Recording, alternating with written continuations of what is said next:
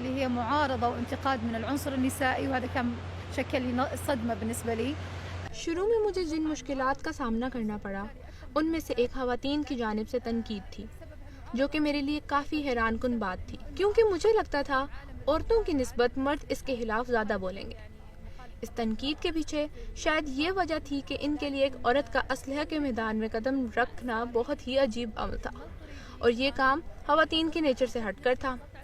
लेकिन ऊपर वाले का शुक्र है, मैंने अपनी जद्दोजहद जारी रखी और सऊदी शूटिंग फेडरेशन और IPSC ऑर्गेनाइजेशन के कोर्सेज और सर्टिफिकेट मुकम्मल की। अब आप देख सकते हैं कि शूटिंग रेंज में आने वाले ज़्यादातर विजिटर्स में ख़वातीन दिखाई देती हैं।